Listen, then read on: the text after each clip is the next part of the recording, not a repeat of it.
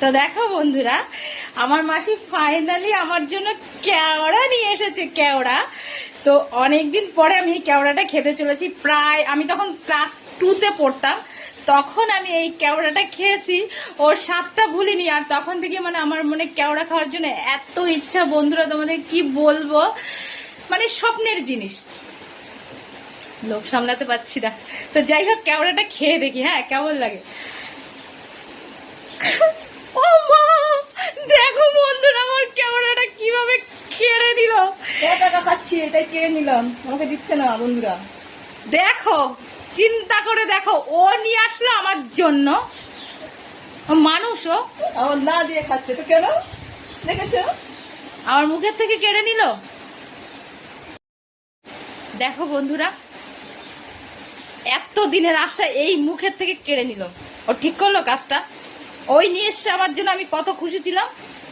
আমি রাগ করেছি, আমি খাবোই না আর কেওড়া, কোনো দিনও আর কেওড়া খাবো না, একদম খাবো না, একদম না। রাগ করছি না, ধরে ধরে খাও। মুখের ভিতরে ঢুকিয়ে দিচ্ছে এখন, দেখো। তো যাই হোক, রাগ করে লাভ নেই, যেহেতু অনেক দিনের স্বপ্ন সেটা পূরণ করতে হবে। ঠিক আছে, আমি একটু খেয়ে দেখি।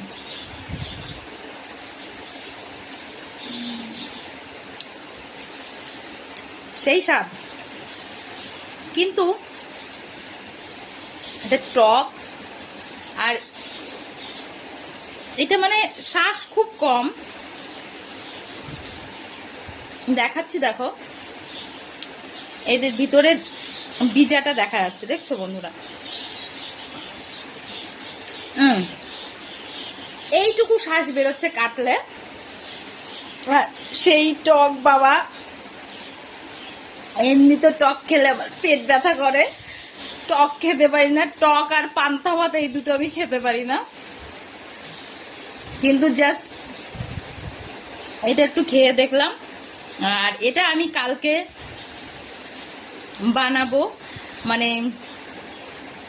মাছ দিয়ে রান্না করব। এটা মাছের টক, মানে এই কেওড়াটা দিয়ে মাছের টক করে। আমি অনেক ছোটবেলায় বাংলাদেশে গিয়েছিলাম, সেখানে আমি এটা খেয়েছিলাম, মাছের টক। তো খুবই টেস্টি হয় বন্ধুরা, তোমাকে কি বলবো, সেইটা আমি আশাটা পূরণ করতে পারি না, কারণ আমাদের এখানে ইন্ডিয়াতে এটা পাওয়া যায় না। আমি জানতাম ইন্ডিয়াতে পাওয়া যায় না, বাট সুন্দরবনের ওদিকে পাওয়া যায় এটা।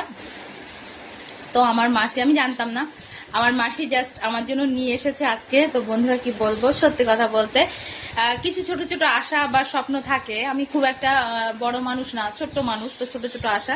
তো এই ইচ্ছা ছিল ছোটবেলার ওই কেওড়াটা একবার যে খেয়েছিলাম সেটা আর একবার খাওয়ার, কিন্তু সেই আশাটা আমার মাসি পূরণ করে দিয়েছে। থ্যাংক ইউ সো মাচ মাসি, আই লাভ ইউ।